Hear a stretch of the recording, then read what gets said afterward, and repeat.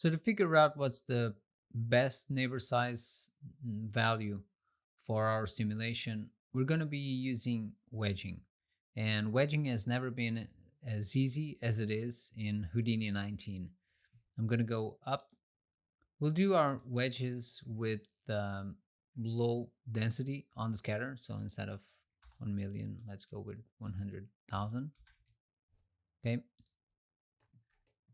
And for the wedging, we're going to be caching. And if we're going to be caching, let's make sure that we're actually loading only the object that we want. So it's going to be our pop object. The data we want to load, it's going to be geometry. And let's just move forward a few frames.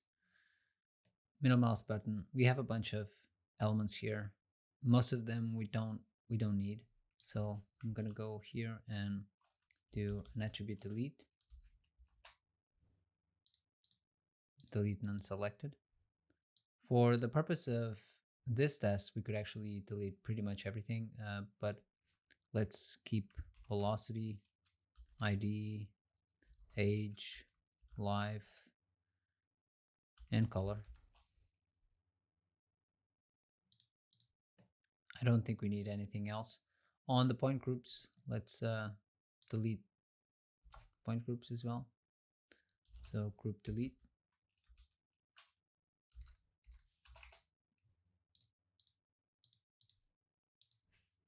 All of them. Finally, let's cache. So to cache, what's the goal here? If you type file cache, you have two options: file cache, which we already used before, and the labs file cache. The labs file cache is the one that already has included the wedging functionality into it, which is pretty awesome. So the goal is for us to cache the blast. I'm going to call this blast underscore a because we may have different, we'll probably be having different variations of the blast. So for now, this is the first blast, so blast underscore a. So this will be the base name, base folder. I'm going to change this to sim. It's not exactly geometry at this point, it's sim. And the version is the first version. Not interested in simulating all these frames for the purpose of this test. I think up to frame 1080 will be enough. So I'm gonna Control Shift, click on this one and switch to 1080. And finally, enable wedging. Turn this on, expand number of wedges. Let's do 3 variations. 3 wedges, number of attributes. Let's just use one. And let's call this naze size. We'll set a list of values. So now we put in the values that we want to use. I'll go with 25, 100, and 400 for this test. Frame range from 1001 to 1050. Make sure to grab the attribute name. This is very important, and replace the value that you have on the target attribute or the target parameter. You should replace it with that. So at naze size. So this creates a new attribute that's going to be read and applied to this parameter on each wedge with a different value from the list that we created. So now we need to make sure that the simulation is on. These wedges are simulating, so each frame range will be its own task.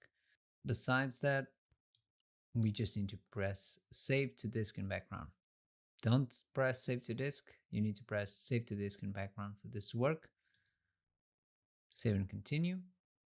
Now we wait and we'll get back in a few moments.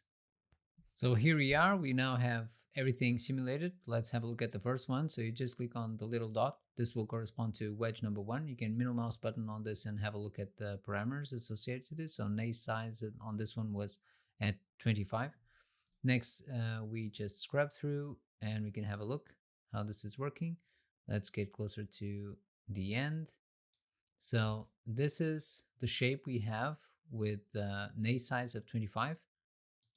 This is with an A size of 100, and this is with an A size of 400. There's a big difference between the 25 and 100, not so much for the 25 and the between the 100 and 400, but you can clearly see that the bigger the A size, the more the shape will tend to kind of contract and keep some cohesion. If we look at the first moments of impact, we should also be able to notice a difference. So particles are much more scattered if they're not taking into consideration that many neighbors, 100 neighbors and 400 neighbors. So I think something within this range is probably a good idea. Between 100 and 400, I think 200 would probably be enough. Remember, every time you increase this, the simulation times will also increase. So this is something to keep in mind. I think 200 would be a good value. And remember, this would be 200 for a density on the scatter node of 100,000. So we should, if we increase this by 10, we should also increase the A size by 10. Okay. We can do a test of that, but I'm going to save that for after we fine tune a few more things. Regarding this file cache, I'm going to make use of this little icon here on the wedge count, and you can just clean up the simulations you made if you don't want to take over disk space with this. This was pretty much just a way for us to figure out which value would work best for us. So I'm just going to select all the folders and clean it up. You can have a look. So pretty much, let's have a look at the folder structure. So you can see here we have Blast A, inside we have version 1, and inside we have wedge 0, 1, and 2. Pretty great.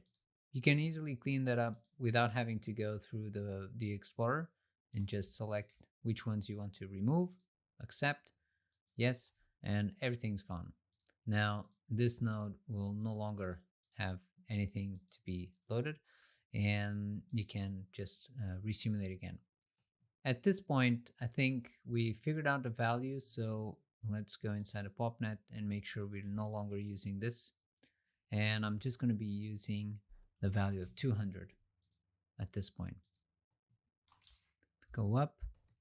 Here on the blast, make sure you disable wedging if you're not going to be using wedging anymore. That's it. So let's move on to the next lesson.